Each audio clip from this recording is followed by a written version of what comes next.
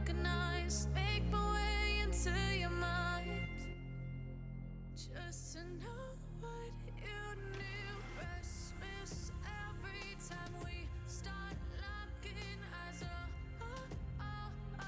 Lost control. Oh, it's paradise with honesty, but I'm in the dead of the night.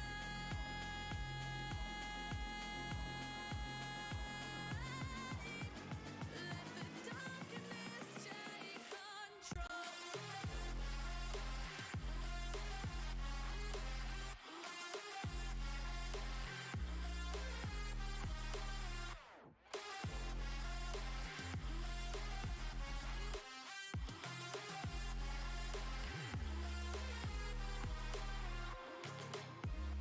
Let the darkness take control. Darkness take control. May the darkness take control.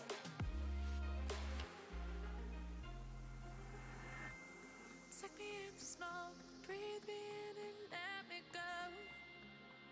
Sink to your heart to find you.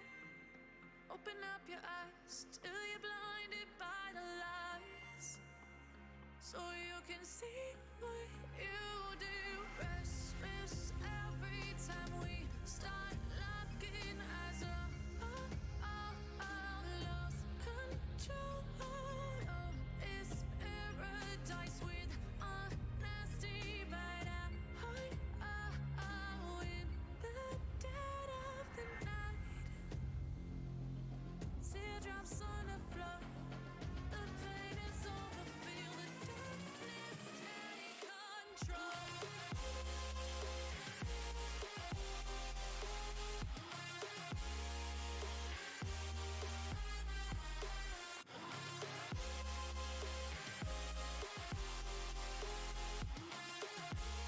May the darkness take control.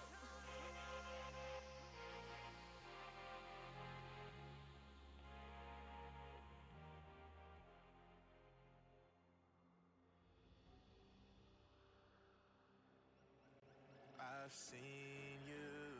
I've patrolled these empty thoughts before, but I'm fixed now on the cure.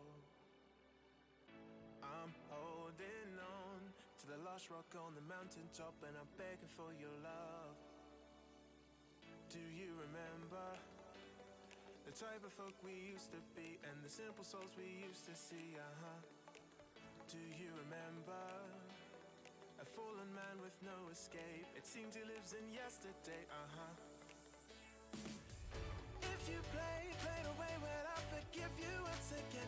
I'm losing patience, and I know for sure that we've been right here before. I see the dangers, baby, I'm not crying over you. There's no point denying we're through, 'cause baby, I'm not crying over you. There's just shit that I've gotta do, so I'm not crying.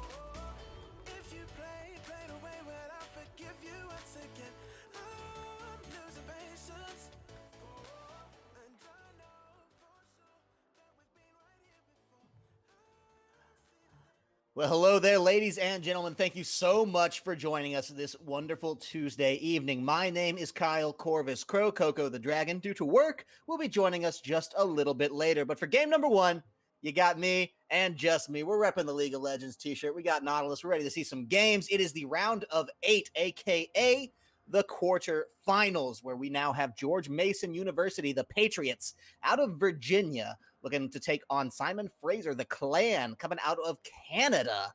Canada, obviously, a strong region for League of Legends in the collegiate sphere. Some of the best teams hailing out of the Great White North. There, Simon Fraser, no exception, a team that's been fantastic throughout the entirety of their League of Legends careers at a varsity level, at a JV level. You know that this school is going to put up some quality League of Legends. George Mason, a South region powerhouse. I mean, these guys, they've been around since I've been doing C-Law, always in one way or another. And what I think is particularly interesting to me about these two teams is that it's new names. It's not names that I recognize here in the Star League. So I'm excited to see how the spirit of these contenders does continue to move on through. Now, with that, we're already a little bit ahead of things. We got the pro draft figured out, so we don't have all the fun suspense of what are they going to do next. We know. I can show it to you here. We have broken on down for Simon Fraser, a Senna Misfortune pickup in the bot lane, heavily hinting that Senna, yes, will be in the supporting role. We know it. We love it. J4 to run in the jungle. Cassio Maokai rounding out those wonderful solo lanes. Now, on the other side, for George Mason University, Varus TK, a very long-ranged defensive bot lane there. Tom Kench, somebody that can obviously bail out an immobile carry like Varus fairly well. Excited to see this lane come up against the Senna Misfortune. Lee Sin in the jungle, very aggressive early. The Silas Master Yi as well. Actually, I do believe the Master Yi is a Rise, if I understand correctly. So let that one, reshape in your brains. Silas Rise likely to be the solo laners if Lee Sin is the jungle, as we do suspect. They might try to get a little cutesy here. We got, Lee Sin, Silas, either can do either. I'm guessing it's going to be Silas in the solo lane, though. We'll figure that one out as it does come on down. But now, hey, I said we were running early, right? Do believe with that, we're either ready to, on production's queue, go to break or get into game. I need to figure sponsors first, of course. Yes, thank you. Wonderful production bug in my ear there. Do, of course, have to give our shout outs to GameStop. GameStop.com/esports. You can find out everything they're doing with the GameStop weeklies right now that are so wonderful here. All sorts of, they've been going on all season long. They've changed up just a little bit now because we're getting towards the end of the season, of course. I think there's only really 1 week left of this. All year long, they've been running these esports tournaments. The last one, Teamfight Tactics, 15th of March. We're on a League of Legends stream, so I'm going to assume a lot of love TFT. If you're also college students looking to get in, play some tournament level games, win a little cash, well, this is the place to do it. GameStop.com/esports. They've been helping us out all season long, so really cannot give a big enough shout out to those guys. And then, of course, we do have to give a shout out to the one and wonderful HyperX.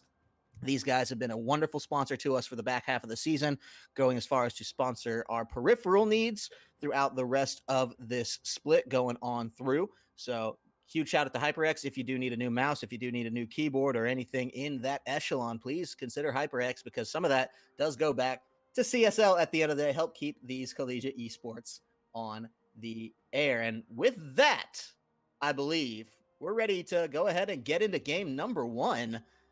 It's going to be Simon Fraser coming up on the blue side. Over on the red side, it will be George Mason University, as these two teams do get ready to just run it down at one another here. Very excited to see them play this one on through. It will be Simon Fraser, like I said, on the blue side. We got Ilith in the top lane on that Maokai. Ricky running through the jungle with the J4. Shimmy you shimmying on down as the Cassio, or slithering, I should say. That's going to be Ninsassin coming through on that AD role. And I hope I get this right, Kuguya in the supporting role there. Now, meanwhile, over on the side for George Mason, Chia the Sage running the Silas in the top lane. Rennie in that jungle on the Lee Sin. Ice is slippery, trying to slip around this Cassio in the mid lane on the rise. Shadow and Lafasa coming out now in the AD and supporting role. And with that, believe we are right where we need to be. Everyone just drawing the line of scrimmage. Fairly defensive start. Nothing too crazy there. We know it. We love it. We're fully aware.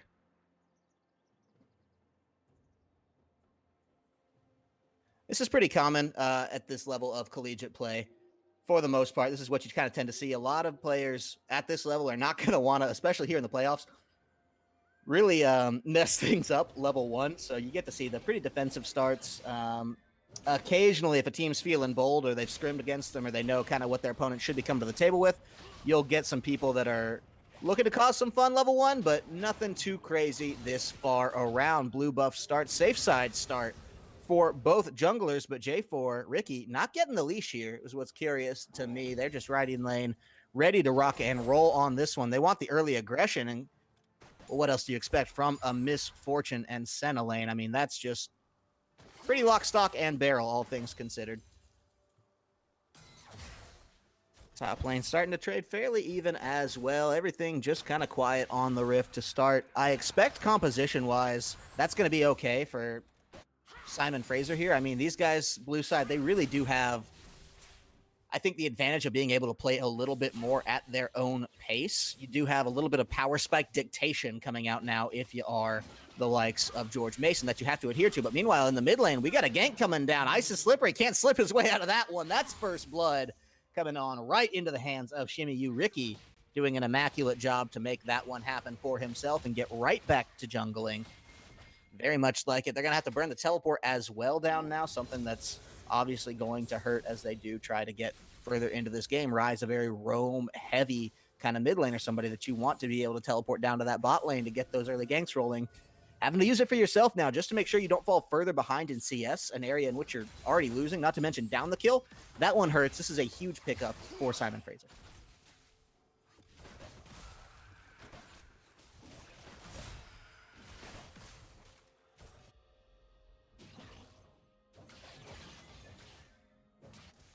Scuttle control looking to go over to Ricky as well here. A big pickup if they can now start to turn that into a little bit of topside control. But speaking of the top side, well, here comes Rennie trying to get in, but it's already a very low health bar onto Chia the Sage. Teleport coming in too as well for the support. Ilith there. He knows he can just tank through it. And Rennie, wow, he is beat up. Now, meanwhile, lurking on the side of things. Here's J4 as well. I think we'll probably just get going back pretty safely. Nobody should want to hammer this one out any further, so did get out in one piece. Only the Summoner Burn teleport from Shimmy Yu, but he knows he can do that one pretty freely because, hey, Isis Slippery, he doesn't have the teleport either. Now running on into this damage trade in the mid lane. Slippery, though, not going to get the better end of it. It's all Shimmy Yu looking to be the one trying to dictate the pace of this mid lane. Bot lane, they're just going to be slapping each other around seemingly forever. We'll update you in 20 minutes when Tom Kench is still preventing any fun from happening in the lane.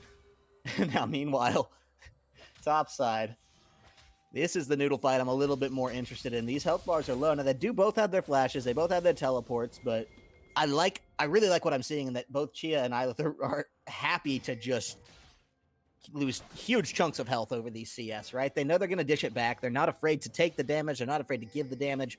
It's a lane that I'm curious to see if one or the other can get a leg up, because so far it's been pretty much there's no action unless jungler says there's action. And really, that's gone well for Ricky in the first attempt, not so well for Rennie in the first attempt. Lee Sin, that doesn't quite get as strong till level 6, but hey, look, on the other hand, you have Jarvan the Fourth, one of the best ganking ultimates in the game. Once he does get to level 6, can definitely make that happen. So I don't really know how much they can feel comfortable with the, hey, we're just going to wait this one out. It does seem to be a much better start for Simon Fraser, just in the cadence of their play. Not even, I mean, yes, we do have just a little bit of a gold lead. It's pretty much just that first blood, about 600 gold in the hands. A little bit of CS up here and there. Top lane now, we got some more action going down. We'll see if this is finally when one of them can get over the hump and deal the damage that would kill another. But no, we're just going right back to it. Bot lane, though, they did get Kuguya quite low. We'll see if they can capitalize on this one. Not entirely sure either. It's a Cloud Drake on the bottom, something that don't think a lot of teams are terribly motivated to try to take out early here. Would be of substantial benefit to either of these, just in the fact that, yes, of course, they do have immobile carries, right? This is not the flashy, dashy, move real fasty kind of League of Legends that I think we're used to seeing in a really like post season 5, season 6 world. I mean, we got Rise, Varus, TK, Cassio, Misfortune.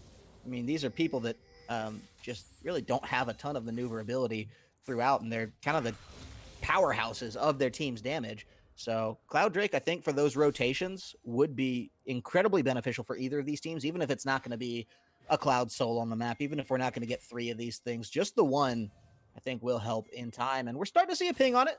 There's maybe a little bit of action brewing now from the side of Simon Fraser saying, hey, we want this one. The vision, not really there for either school. So we'll see if they can really set up what they need to here. But I think they're going to go ahead and start this puppy.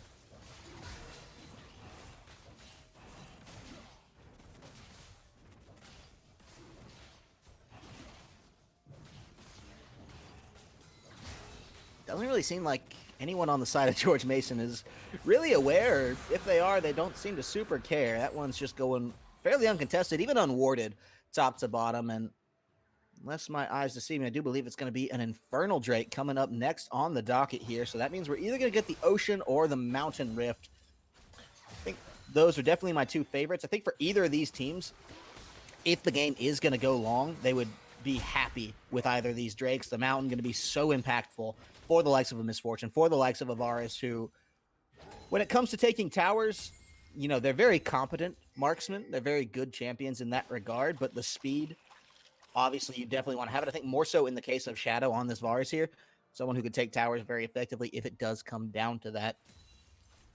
We'll see at the end of the day whether or not that is something that they are able to kind of figure out for themselves here now. With that, of course, we're getting ahead of ourselves. There's still an Infernal Drake to take. There's still Rift Heralds spawning before too terribly long, and that's going to be, I think, one of the bigger issues to kind of break us out of this early game lull, because we're going pretty slowly here, I think. You know, we got the 1 kill, the first blood, and a dragon, both going to the credit of Simon Fraser here. That's in 8 minutes, right? This is just George Mason content to sit back and kind of farm their way into this game. What I don't love is it does kind of seem like they're just letting Simon Fraser's plans sort of happen to him, right? We had 1 attempted gank from Rennie, didn't go well. He's just back to hard farming. He's been hard farming. Now he's kind of spotted out in the jungle here. Ganks obviously haven't gone super well. I don't think he's going to get anything off either. If you start looking at kind of where we are on the map with the wards, this is very well lit up for the side of Simon Fraser. They got a very defensive play. That's how you need to play around Cassio, so they're doing it quite correctly in that regard. And it's really, I think, putting a cork on this Lee Sin jungle.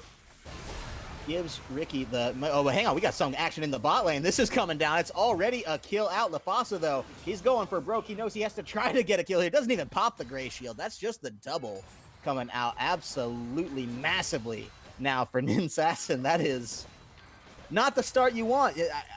I'm a little bit baffled. I think they overcommitted. You know, you have the Tom Kench.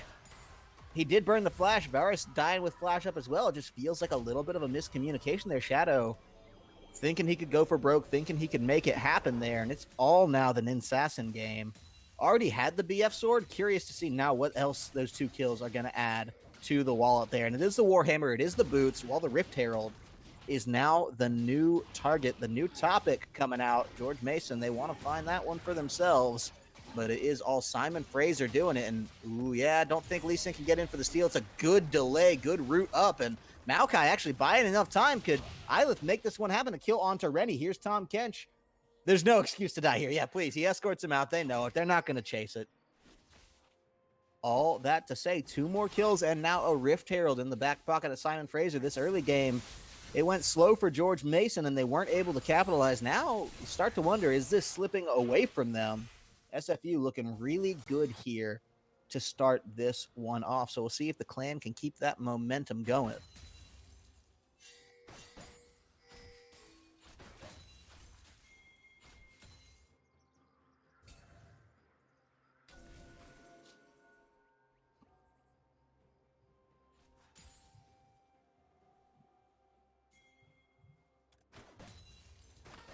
Quick reminder for all of my American friends, viewers, and patriots at home.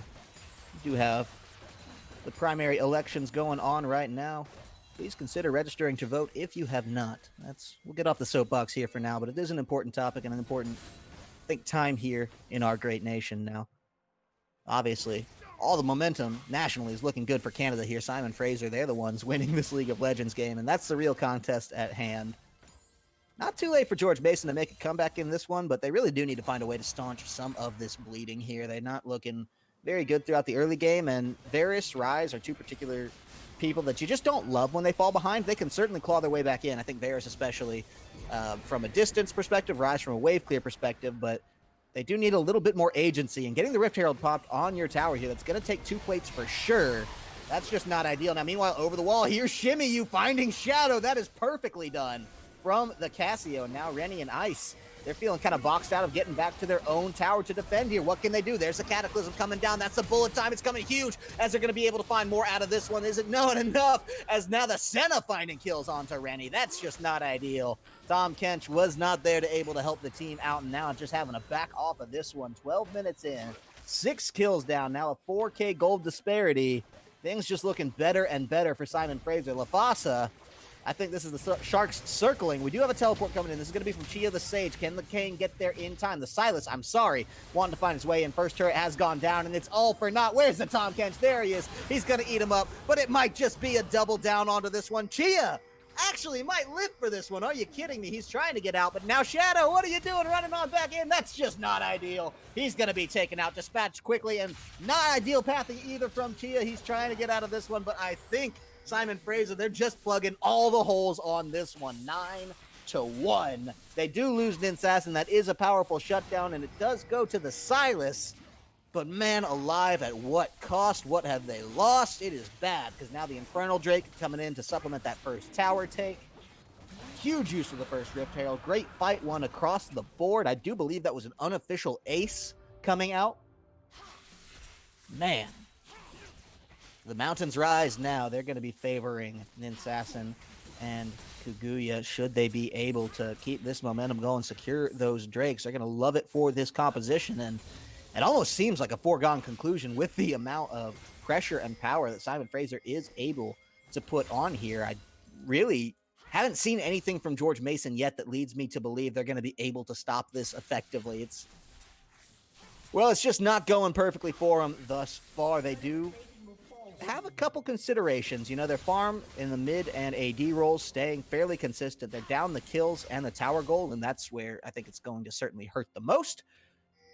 But yeah, they're not destitute in their CS. They're still getting farm. They're still getting items. First, second item, Varus. That's a time when, you know, you can make quite a few changes around. And I think if you can play back passively enough and sort of correct some of that play, depend on your range just a little bit more, you do have some options here. With a full lane swap in effect, though, this has to start raising some questions, right? We got the bot lane of Simon Fraser rotating up to the top, and obviously George Mason didn't seem exactly prepared for that. They are going to flip this one up and around after a little bit, but it's kind of a late rotation to that, and you just don't love it. Meanwhile, all the while, Simon Fraser, they're using this time to get in the jungle, start dropping the vision, start making sure that they could possibly take second Rift Herald without a single second thought. Set up for taking this mid and top tower should they need, rotating through the jungle and possibly finding the picks. This is what they want. Chia the Sage, he's the one they're looking for. Can they find the damage on this one? It's going to be a good corrupted change from Varus to slow that one down, and that's absolutely what you need to see. Shadow buying some time, but the tower, that is the target here, and that's what they do need to be absolutely careful about, because they could find themselves in some serious trouble if they're not. And now they're going to find Sonic Wave getting in on a Shimmy. Do they follow up on this one, or are they going to get followed up on? There's the Cataclysm coming down, the bullet time, the wombo, the combo. Tom Kench eating him on up. Shadow is trying to get out of this one, but he's not going to be able to. Ricky sticking to him like glue. There's Rennie just going back in for a kill, trying to turn the side of the fight. Can they find it? Shutting out a killing spree there, as now they want to get in on the Ice is Slippery. They find him. Isla getting in on LaFosse and Nissan all the way, moving through on this misfortune. It is just devastating now in favor of Simon Fraser. They take 4, almost 5, as Chia the Sage limps out barely alive. And the tower now, the next target, that's going to be picked up absolutely easily. Whew.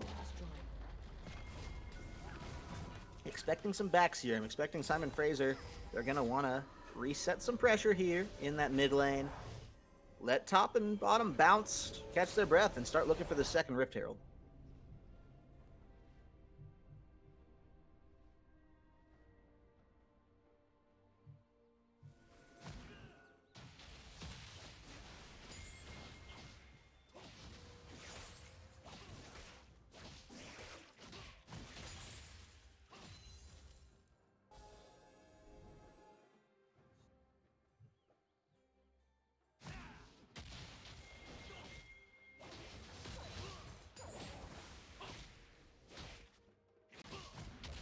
Vision set up for this Rift Herald now.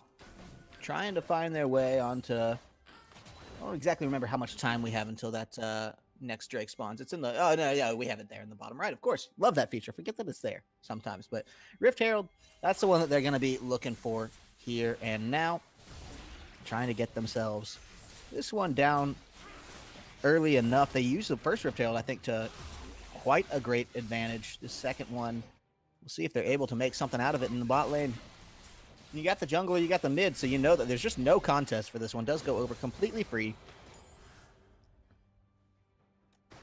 It's a tough spot to be in, because if you're George Mason, you're looking at this saying, okay, hey, what can we get off of this one? If we have to give up the Rift Herald, can we do anything to this bottom tower? But Ylith is just so strong, so tanky. Those two items, the Cinder and, of course, the Spirit Visage, going to make it very hard to push him under that tower now, and he's able to buy time. The Rift Herald goes over pretty uncontested, and Icy Slippery ready. They don't know what to do with this one. Meanwhile, the aggression is all coming from Simon Fraser. They want to push in, maybe find this mid tower or just posture for when the dragon does eventually come up to their favor, find that first one for themselves if and when they can. But it's going to be a tower all day. That's flashing in, though. That's going to be Chia. He wants to find it. He does get hit up by the ultimate, but is it enough? That's the bullet time coming down, and it is shredding the double kill already. Remy, and no chance to get out of this one. Make it a triple, and the tower as well gone down. Such a clean and quick ace coming out from Simon Fraser. They're going to get another pop off the Rift Herald, which almost certainly means they're going to get another tower for themselves here. I don't see this one surviving. And already, Ricky, he's off to the dragon. He's off to find this one for himself. They're going to keep pushing the towers. They have at least 10 seconds on the death timers for everyone. A little bit more. Ice is Slippery just meeting that one now. This is going to be 3 towers and a dragon now, to their credit. What a huge breakout from Simon Fraser there. Just absolutely massive.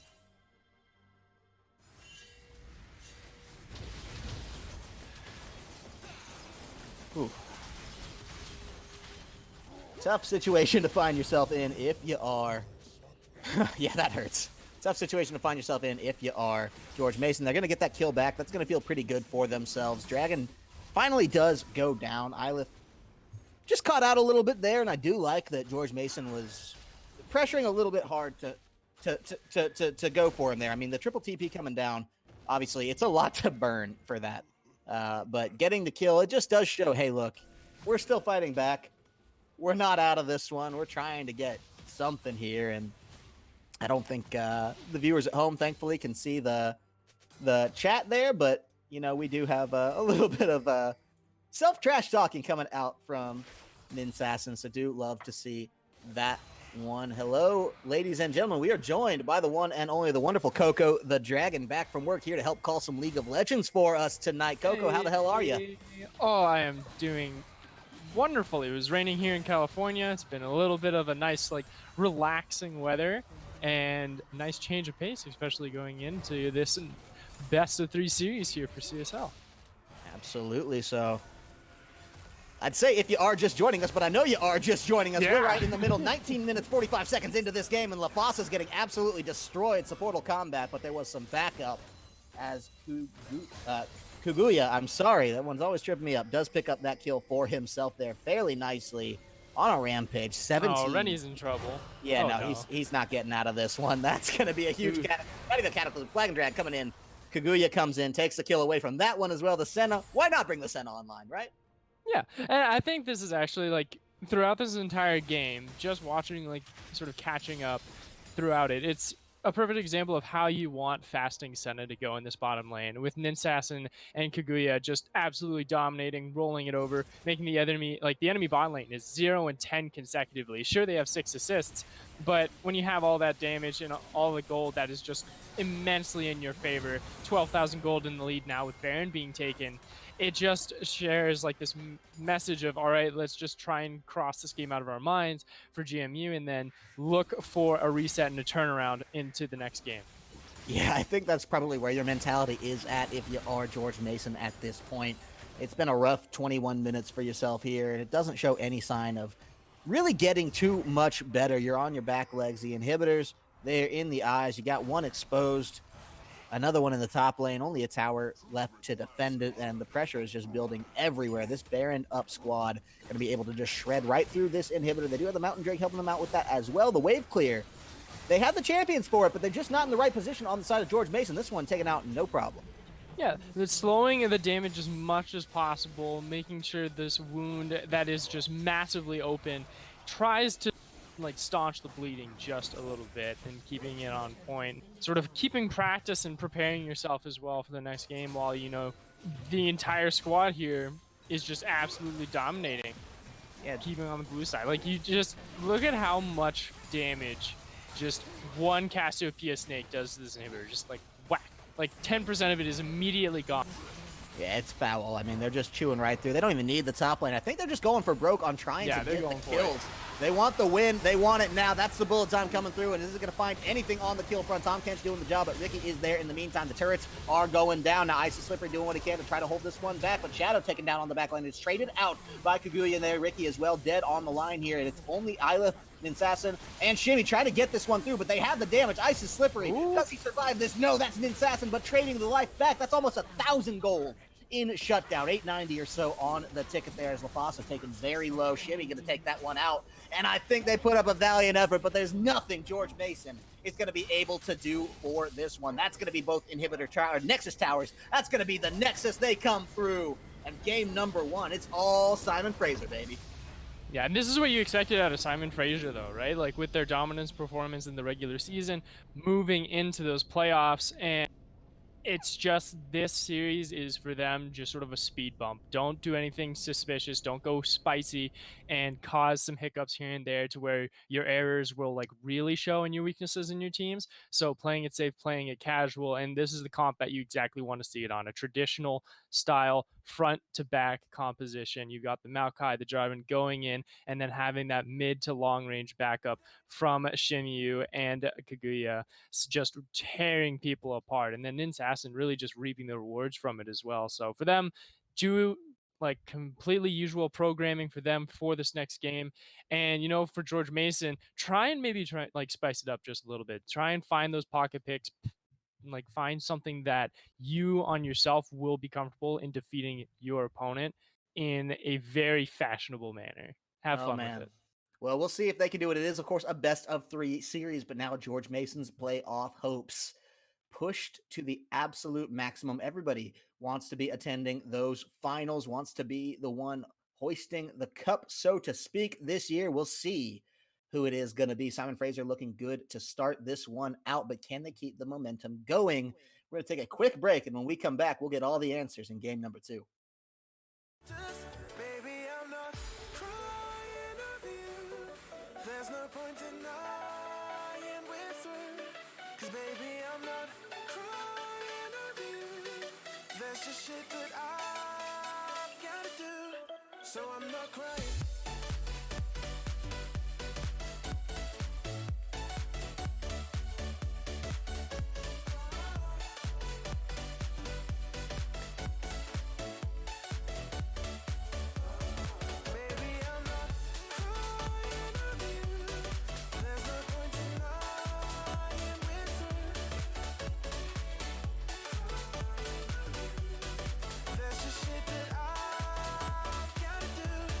So I'm not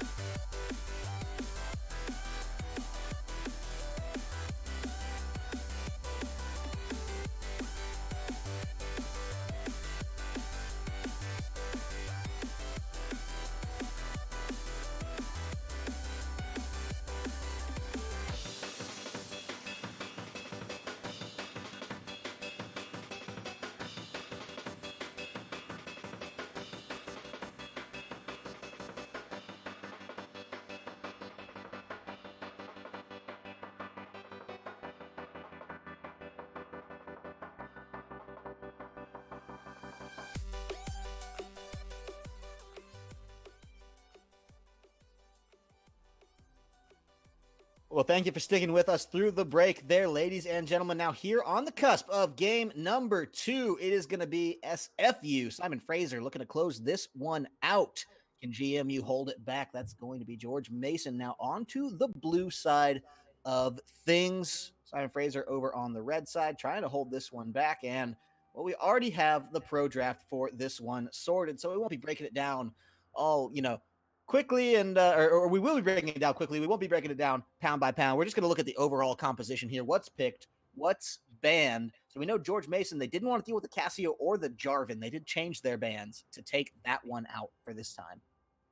Yeah. So, play those spicy picks. That's actually what I'm liking here from Simon Fraser with the Kaguya on Yumi. Like something that I really sort of favoring now. It even though creates that weak side on that bottom end, you look at your other two options that you're able to pick up with Ornn and Ziggs, and it's just a very traditional like harassment into mid game conversion composition, right? Like you try and get as much jungle pressure as you can so you can prioritize those Rift Heralds, and then you use those Rift Heralds with Ziggs, and you can pretty much get 2 turrets, if not 3, absolutely free as long as you're able to control the momentum of the map.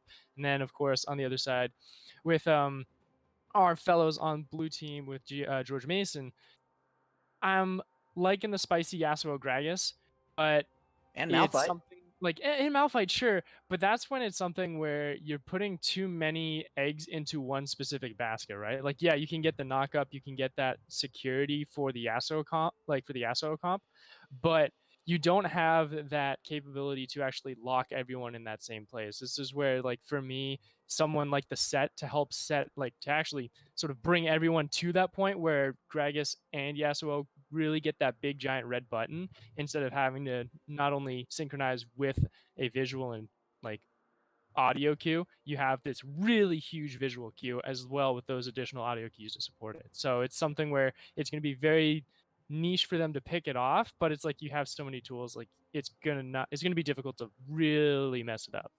Quite curious to see how they are able to find it out through this one this time around. Of course, we do have the game to get ready to get on into. Of course, before that, huge shout outs to our wonderful sponsors, GameStop and HyperX. Thanks for everything they do to keep the CSL up and running this season. So, do want to give them some love. Consider supporting them because they do support us. Now, with that, Coco, we're ready. Game number 2, Let's right do it. here on the cusp of it. And we're getting ready to go.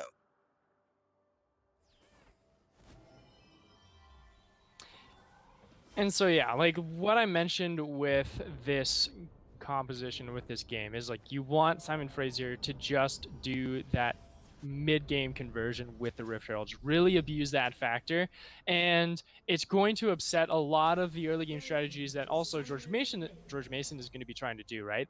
Like you also want to be able to get to that level 6 power spike with Gragas and Yasuo, get that wombo combo going as fast into the game to where you have that level 1, level 2 power spike for Isis Slippery to just pop off, right? But the problem is that is like the same power spike timing for Fraser as well, because of the fact that that is when Rift Herald really gets easy to claim, and that's when it really starts to do a lot of damage and people keep their eyes on it. So for them, maybe that second option is to, instead of investing fully onto Isis, Slippery, and Rennie, you do Shadow and Lafasa. Xayah Rakan combo, absolutely dominant against this bottom lane. So maybe really create that pressure, make sure that that neutralized bottom lane that Fraser wants really bites them in the tail in the end. What I will speak to the credit of George Mason's composition here that they have built for themselves is it did seem like last game the team fights are where it all started to go quite wrong. I mean, you had just a great chain with really just 2, I think, important pieces. You had Ricky on the Jarvan the Fourth, able to come in, get the flag and drag, set down the Cataclysm when necessary, and then you had an Assassin coming through, locking it down with those bullet times from Misfortune and just making such a devastating team fight that there was no answer from the side of GMU. Well, speaking of overcommitted here, okay, hey, Ricky taking on 2 camps at once. I don't think that I've seen that in a collegiate game here. Coco, is that a strategy you've heard of, or is that? Yeah, that's a strategy. It's just to help quicken up the pace and take care of the jungle camps a little bit faster. Like, because it's Olaf, like you have the survivability, it's really easy to do. So just very traditional, but Kaguya being caught out is not something you want to be seeing. Yeah, no, not on the Yumi here. That's going to be first blood taken down very quickly, but does it get traded back? That's what they want to find. And Assassin says yes. Pick up a kill for the Ezreal. Shadow goes down. He wants more. The lovers duo, they have to die together. So says he. He's going to try to get in with the downtown, and it's just not there. Does force the teleport, however, and that's going to feel like a lot lost there for the side of George Mason. Thankfully, they did pick one back up, but it is on to the Recon. Yeah, but I'm still liking what that mentality is from Shadow and LaFossa. Get that aggression early, make sure that you can really shut down and gain advantage of this neutral lane that Kaguya and then Assassin are going to be playing, and allow Rennie to possibly look and set his eyes down there and prioritize this bottom side a little bit more. That first dragon is going to be Infernal, so if you get that 4% bonus damage boost, it might be able to help convert that lead and that power spike to be more advantageous and convincing for you when it really does start to clash heads with that. And as a matter of fact, Rennie actually seeing if he can get some attention on the top side. Ooh, will be counter ganked on out though. That's going to be pushing right back on through. Ilith on the orange, just dashing right on, and Rennie having to flash for it. Ricky flashes as well, wants to get it. The fadeaway axe makes it happen, baby. And huge pickup for Ricky there as well. Does get the double buff refresh on that one. And now here comes Ziggs for a little bit more action. Yeah, there is. Decided to call it off for now. They do know that she is able to smell them out, and Ice is Slippery going to be able to grab some minions for himself on top of that. So just trying to play that one, not take as many losses as possible for GMU, and actually trying to still invest on this bottom side with LaFossa just missing that grand entrance, and Kaguya being able to get away from those feathers as well. So now you have Ricky going down to this bottom side, seeing if he can match Rennie here. Rennie, with that respawn, is able to get down here just a little bit faster, but he is going to be weaker. He does not have those double buffs that Ricky has. So this priority of this is not Shelly, but little Harold, like Harold baby. Why am I blinking Harold on it? Jr. I like it. I like the Harold Scuttle. Jr. It's No, the come Scuttle. on. It's Harold Jr. Scuttle, Sure. yeah, okay. I'm down for Let it. you dangle on that one for a second here, but we are all good to go. Yeah, picking it up, taking it in advance of this dragon spawn. But the ganks, I think, are what he really wants here at the end of the day. Taking the wards out, just making sure that all the framework is laid down, ready to rock and roll where necessary. Oh, for sure. So yeah, losing the scuttle control on both sides of the map is really going to sink Rennie into a little bit of an awkward power trough. He is already 10 CS down, and as a matter of fact is hitting that 500 gold differential where that initial item, your jungler item, is going to be that loss. So now you don't really have as much dragon priority, so Ricky can look to reinvest and sort of possibly negotiate to this bottom lane, say, hey, let's get some pressure down here, let's see if we can get the recall timings on lock so we can go ahead and sneak this dragon away, and then be able to assert our resources back up to that Rift Herald when the time is right. Being called out with that vision is exactly what you need to do, as Rennie is sweeping them out. Early Infernal Drake, definitely something that people do want to pick up. A little bit more motivated, I would think, than the Cloud Drake. We didn't see that one go down for some time, so we'll see whether or not that's anything that we might have a little bit more early dragon action coming out our way or not. Now, it is unlike last game, I think a little bit more balanced here at this time. Hang on, yeah, Shimmy in some real trouble. They do want to find him here in this mid lane. That's going to be the Yasuo ultimate coming on down, and Ice is Slippery, slips right on through to pick himself up the equalizing kill. Dragon called off in the meantime as well. The ward came down. Ricky got skittish. So all in all, really nice corking things there coming out from George Mason, just to put the early game favor a little bit back in their camp and bring us to a 500 gold deficit. Well, and that's exactly what we wanted, right? You got that level 6 on Ice is Slippery, you have the go button online, and immediately you communicate it to Rennie, and he comes in, gets that lockdown, Shimmy just a little bit overextended to punish it. So now with that, they are able to at least get that dragon as a reply. So not all is really lost. They just need to remind themselves that, hey, you do not need to win mid lane. We can always have that priority with Ricky and Ilith here on this top side. Ornn is an absolutely insane champion in this patch. He is yet to be nerfed and is not going to be nerfed apparently in the next patch. So I am mildly upset as like a competitive fan, but as the Ornn main, it's actually great. Just stop banning it, please. I'm trying to climb to diamond. You're playing both sides, so you always come out on top. Is that it? Exactly. Yeah, it's a win-win situation. Well, not for Rennie here. He looks to be in a really bad situation. Does dash out, has the blast cone, and nice escape, actually. That took some prowess. Fancy fingers from the Gragas, but it does slow him on down here now, as the chicken's going to be taken out. The entirety of his lower side jungle pretty much just being pirated away from him by this angry Viking and small furry Yordle rat bomb thing. We don't know explosive exactly. expert, I believe.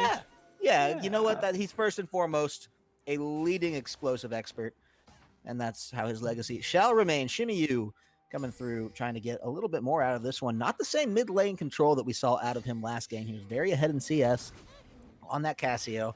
He, I think, had the first blood if it didn't go over to Ricky, but I know that it certainly happened in the mid lane. I do believe it was his at the end of the day, and really had an advantage over Ice Slippery. This time he's playing from the other foot, but meanwhile, we got a couple points of action coming down first here in this bottom lane as Ricky wants to find it on through. Secondly, around the blue buff on the top side does go over to Remy with a few problems. It's just the Orange trying to take that one back, so nothing special here today. I don't know if you're going to risk this dive here, though, Fraser, because you don't have like a tank support to really bolster a lot of it. Oh, but there comes the TP, so Ornn means it. They want to find it. Here's Ricky. Who takes the aggro? The call of the Forge God is coming through. They're trying to bop it on back. Shadow trying to run. It's not going to be enough. The exhaust hits him, and Ricky gets him. Nicely done. That's a kill for the Olaf. Put 2 on the board as now the turret plate's the next item. It's just going to be zoning from Olaf. There's nothing you can do, Lafasa. Just back away, right?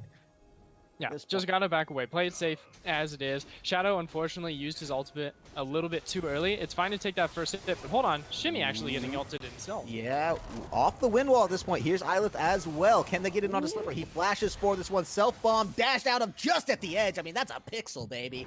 Can you find the kill, though? Shimmy trying to get out of this one. Are you kidding me? Is he able to turn it back? No, there's Lafasa. Someone's got to get it. It's Isis Slippery. He finds it. Who else now joining the fray? Kaguya wants to find it. Assassin wanting to get in as well. Isis Slippery, no walls for this one. Trying to get back on a little bit. There's Shadow getting the kill onto Ninsassin. Can they find more now? They have a full healthy Xayah trying to run it back down on him. But I think they should be able to just walk out of this one. Everyone licking their wounds. But that did not go the way I don't believe that Simon Fraser expected. They do. No, and this entire time, Rift Herald was taken by Rennie. So now one of those main objectives that the entire composition of Fraser was sort of looking to amplify themselves around is now lost for that first attempt. So they have to wait for that second attempt to actually really bring a lot of power to Shimmy and Ylith in these solo lane sieges. But on top of that, you have a Yasuo literally defining himself, name and all, being the most slippery Yasuo to date here in the CSL, getting out alive, and being able to really bring that back around for George Mason. I mean, just phenomenal play there. GNU completely redefining their strategy here, and I think doing very well. They pushed ahead. They've got the first tower lead. They got the kill lead as well. They did lose the early Drake, and that is going to hurt them, I think, as the game does scale on a little bit longer here. But to come from just being completely dominated in like 20 minutes or so to turn this one back around and really, I think, start to take SFU the distance in this game, or make an attempt to. Here's the wombo combo, by the way. Shimmy Yu gonna get taken right on down, and now the tower, the one they want to look at. George Mason, they look like a team with a plan all of a sudden. Oh yeah, perfect. Like it's a very straightforward plan, right? Like I was bashing them for the fact that it's very single-minded in the fact that they threw so many eggs in that basket of just get Yasuo online and do the wombo combo around him. But you know, it is as it is, just straightforward, do it, done. And with a little bit more complexity and like hidden factors that Fraser's composition has, you tend to see those different styles. Like, and this is where the real change of like going from a learning organization and a team that is sort of improving together, the way that you play these compositions and the style of those that you have mastered really tends to tell exactly how far you as a team have come. So seeing as it is with this mastery of Gragas Yasuo, you know that they've got that on lock. And Fraser here struggling to see if they can get a more complex composition online and rolling. Well, it's complicated, but if they can pull it off, of course, they are still just one game away from pushing on through to the semi-finals, the round of 4. I mean, it's just, if they win this one, they're theoretically 3 game wins away from a spot of playing in the finals here. So obviously they don't want to lose that momentum. GMU Not going gentle into that good night, though. They're going to try to push this one back with everything they have. Watch, Dragon, yeah. though, would be the right first step. It is going to be the Olaf taking that one out. And meanwhile, now Yumi coming down with some heat. That's going to be Shimmy, you getting in onto Rennie. They want to find more out of this one, though. Can they get it? The mountains rise as it looks like the side of GMU are starting to knock it on back. This is Ice Slippery rampaging through. 1 for 1, only the junglers down thus far, but Ninsassin looks to be in some real trouble. Do they get in onto the Yumi as well? Absolutely, a double kill for the Yasuo. So, man alive, they lose the dragon, but win the fight overall. And so many tools were used to keep Rennie and Chia away from the center point of Fraser's composition, just so they could not get that wombo combo off. But Ice is Slippery and Shadow were being able to backstep so far that Ricky just got extended from the fight, and were able to get their resets online. Yasuo was able to get back in and obliterate that front line, no questions asked, especially with the fact now that he is 6-0 with 2,400 gold sitting in his pocket. He's ready to go back for a wonderful power spike once he does so. But losing the Ocean Drake does mean that they will have a little bit longer of a trek as Shadow decides to int to himself instead of giving Ricky the kill. Yep, wants to just let that one execute. I think it's the right call. Instead of trying to outrun the Olaf, who will happily pop Ragnarok. Doesn't have it quite yet, but could certainly follow you to the point of mass extinction there. So, Yeah. old ARAM strategy, right? Just take the gray train right back to base, respawn in 5 seconds or so from now, and you'll be good to go. Not even going to lose really anything major pressure-wise off of this one, as they do rotate down Shimmy, but curious to see if he's going to be able to really attack much of this tower in a post-plate world.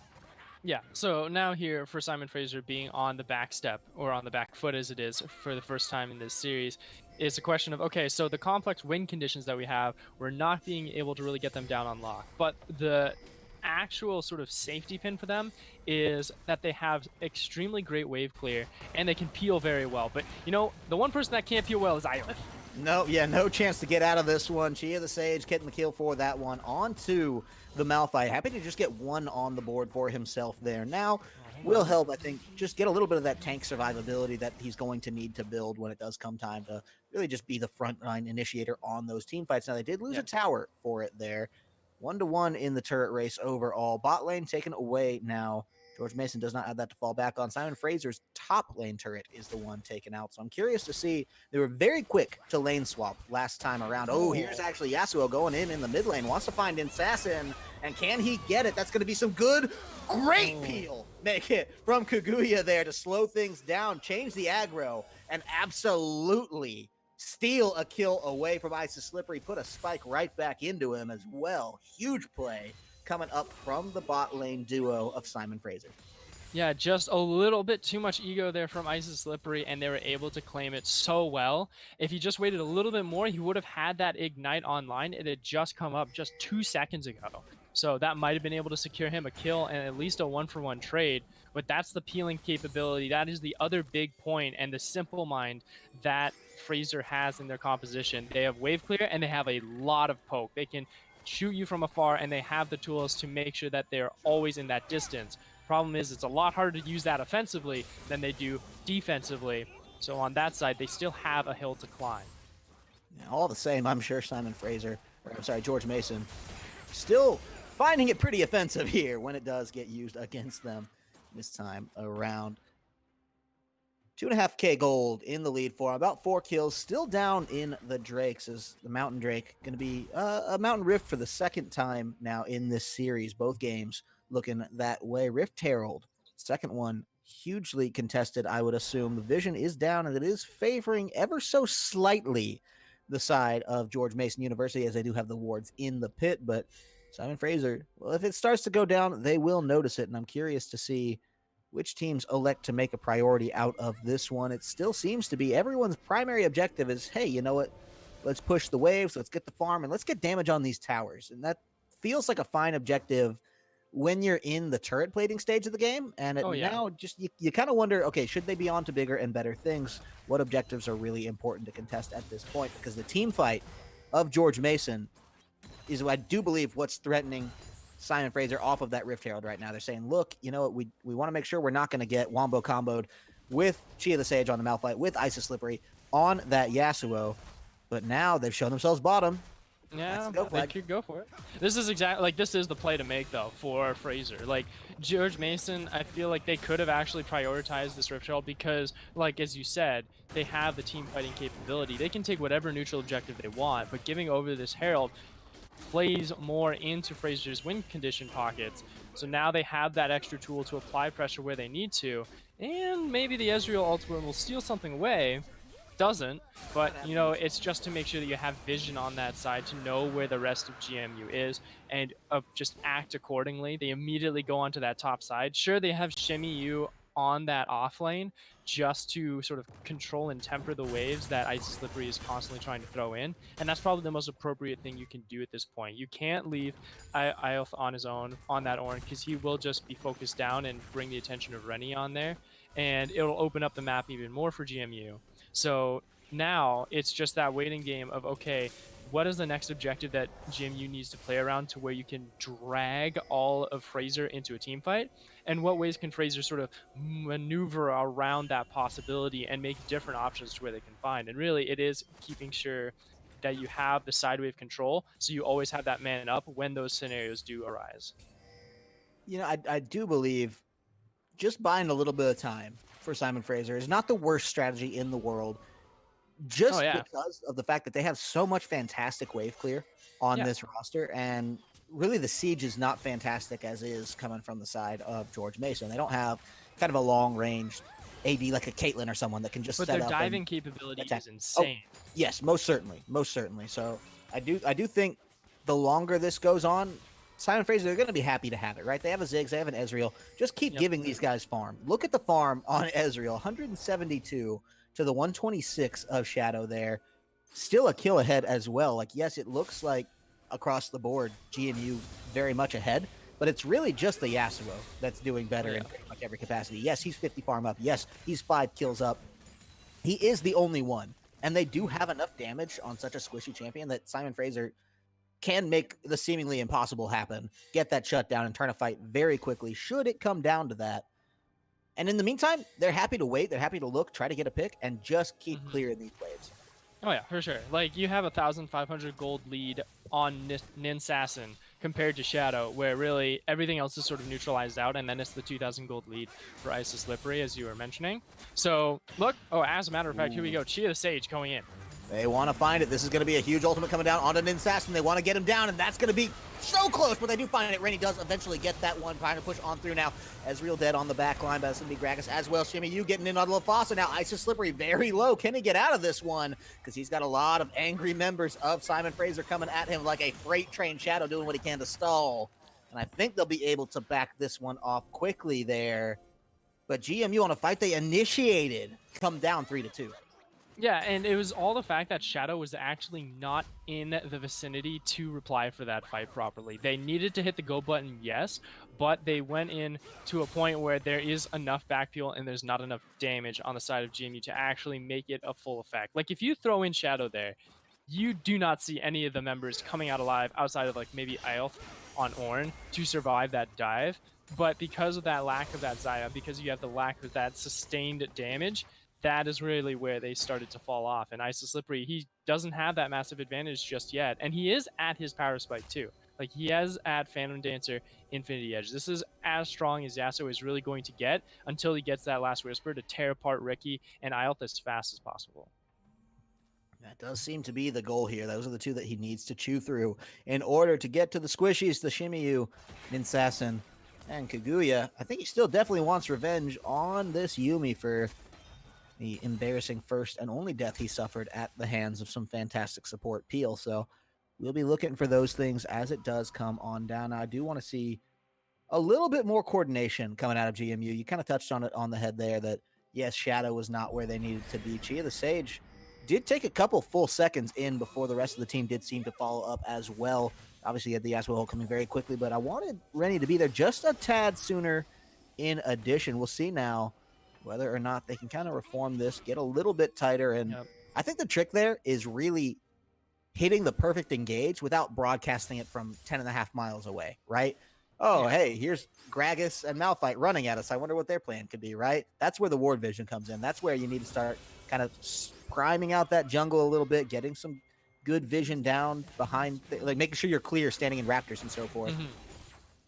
Yeah, like right now, it's 26 seconds to the Mountain Drake.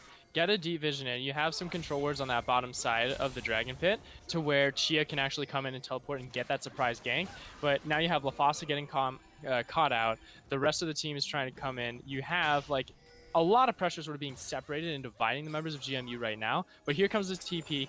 Let's see if they're able to get that sneak, because the rest of the members of Fraser right now are really clumped up for that death ball. They want to find it. Randy over the wall. That's going to knock it on back, but can they find more out of this one? Ice and Slippery is there, but it's a huge Ziggs bomb to try to stall things out. He's going to go solo as Ornn, and they're on him. They get him shut down. They find it. The Shadow now slays Ninsassin, wanting to get a little bit more out of this one. Chia the Sage now on the run out of this, and all the damage dead from the likes of GMU. Can they survive? Shimmy says no. LaFossa, he's the next target, but he is Slippery. Can he get out of that one?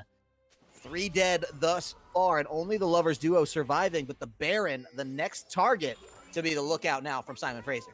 And that was just target calling going awry there from GMU. They made the right initiation, sure, but it was just in this awkward space where you'd have Malphite ult hit only a few people, Gragas went in early, didn't get the immediate lockdown that he needed, and then the members were just too far separated for Ice the Slippery to really get that damage online. And also, I can see that he did buy that Drum's Fist. I think that is the right call here. You do need to get tanky. You need to get that Steric so you can survive that massive burst damage that Ziggs and Olaf are able to throw at you when they're able to get past your CC. So now with the Baron being taken over now, you do lose that second Mountain Drake, so you're a little bit more resistant to this poke and harass, and it does come to a question of how well will GMU hold off this Baron siege, because unlike their composition, you got Simon Fraser's who's is immensely overtuned with the Ziggs and the Ornn on top of just constantly harassing you from afar with an Assassin's Poke. Oh man, the poke, yeah, it is so severe right now, just coming out of this strong Ezreal. I do like that Shadow's been able to close some of that CS gap. Was about 50 down now. Looking, still, 30 plus, closer to 40 is a lot, but able to chew back some of that, able to keep the kills consistent as well now. Feels good, but you do have to start to question, what all have you now given to the likes of SFU to come online here? Hang on, Shadow. Right. Maybe in some real trouble. Call the Forge God does come down, does get Windwalled off, but the damage is already down, and LaFossa quite low. Shadow as well, taken right on down. That's a shutdown coming through, favoring now Ricky. They want to find this one. The towers, the Baron is helping to knock this one back, and looks like they're going to be taking the lead on that one. The gold lead, actually, for the first time in this game now. Simon Fraser looking like the momentum is back. Still did win game number 1. Now looking to find game number 2 on this second mid lane tower for themselves. And pushing it right on back. George Mason had a hell of an early game, but they don't seem to have an answer for this.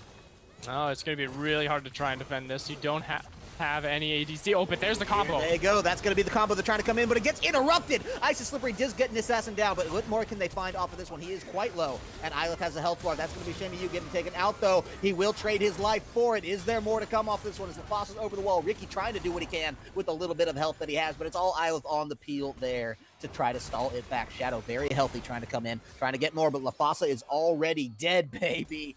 And Kaguya is there to help the peel out of this one. Holy cow, what a bloodbath, Coco. Yeah, my goodness. It was insane getting that pick onto Shadow and LaFossa, using those ultimates just to exhaust just a little while. Ice and Slippery didn't get that wind wall to negate the Mega Inferno Bomb from Shimmy. So getting that security and separating the ADC, getting him out of there, then gives you that security to continue the siege. But of course, it's just a giant big red go button for GMU. So they're able to come back and hold on to their turret. And Ice and Slippery really playing his heart out in this game on Yasuo. He is trying to carry his team kicking and screaming across the finish line. No, he went with Frozen Mallet. I don't like that. Oh, man, what don't you like about it? Let's unpack it. Well, because you get only 700 health and 30 attack damage. Sure, you get the initial slow, but that's not really what you want when you have already so much lockdown from Rennie and Chia the Sage, right? And even LaFossa. What you need is survivability. You need that extra massive amount of damage from Steric's base damage scaling on that stat, and then the 650 health plus the massive shield that you get, which you're not going to have this fight around. The Forge God is coming down. They want to get more off of this one. They want to start the fight.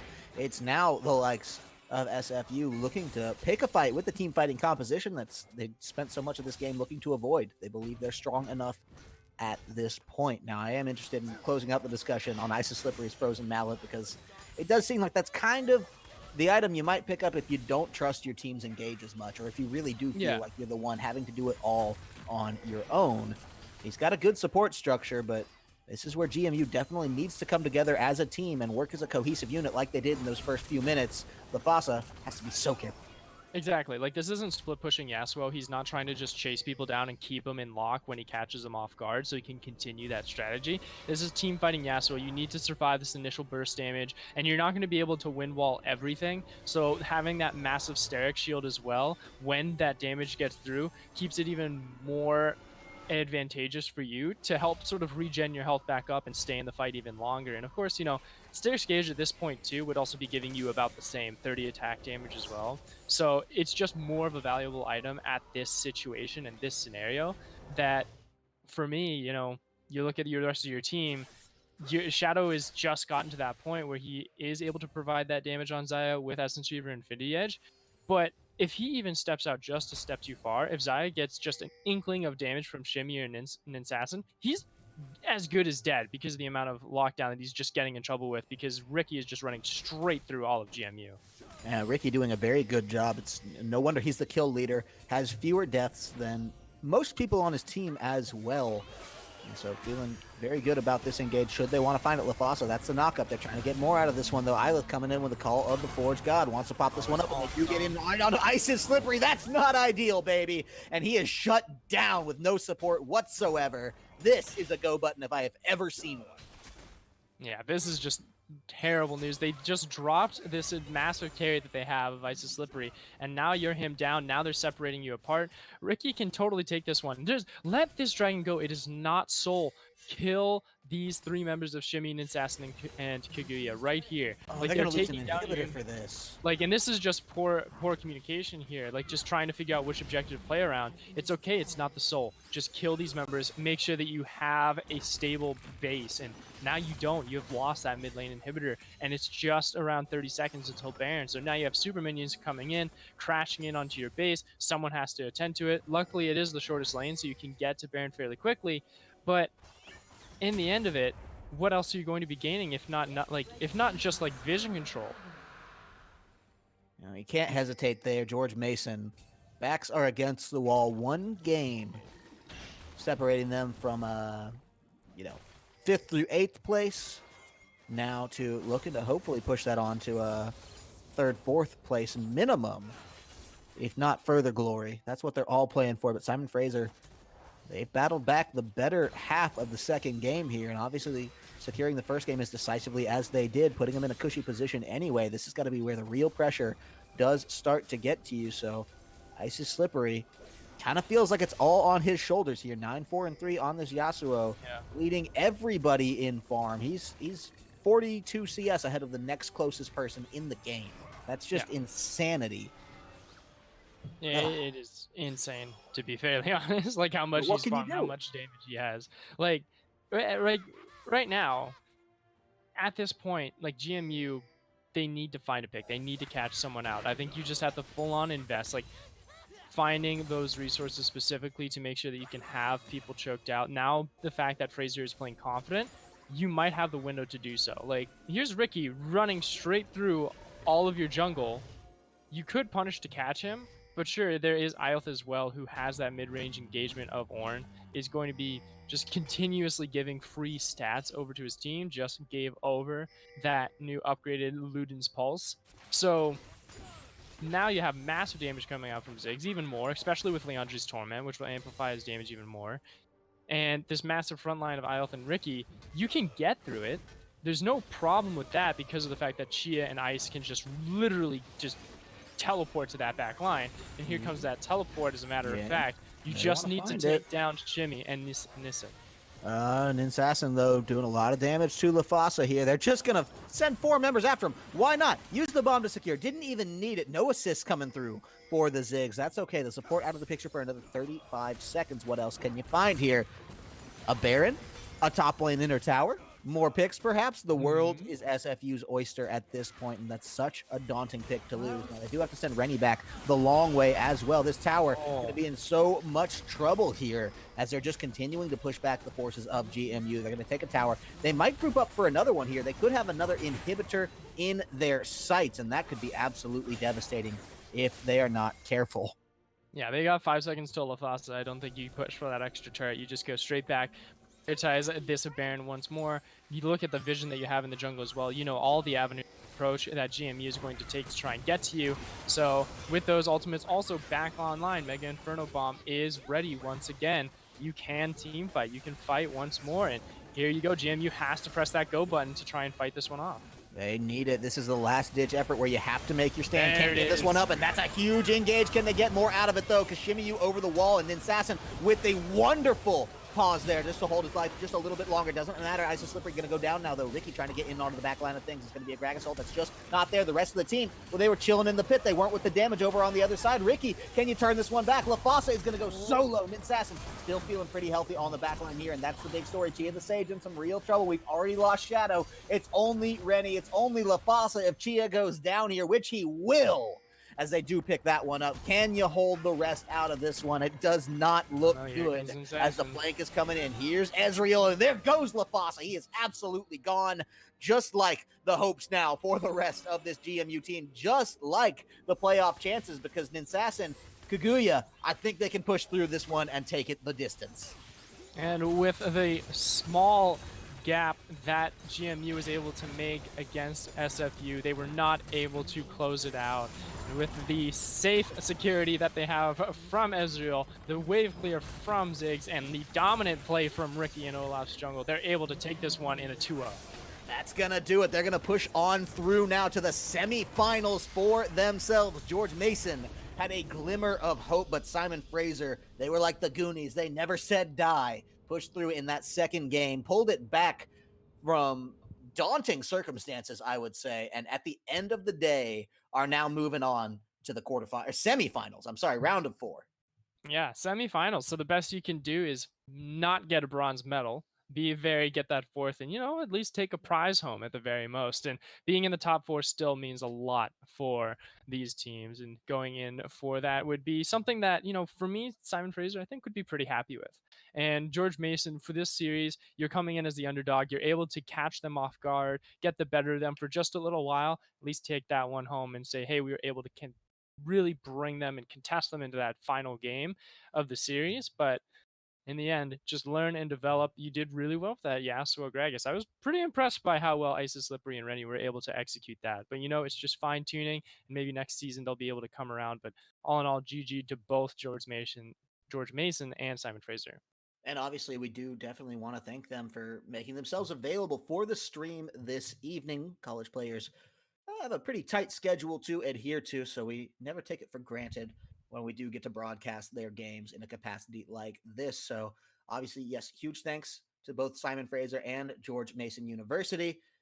The end of the road for George Mason here. Simon Fraser, they're going to live to fight another day, and that day either going to be Saturday or next Tuesday. I'm trying to get, of course, the schedule for who we're going to be watching next Tuesday, because that should be our last broadcast before finals. We'll have the semifinals coming up, play them here live on stream. We'll try to get as much coverage as we can for that, obviously.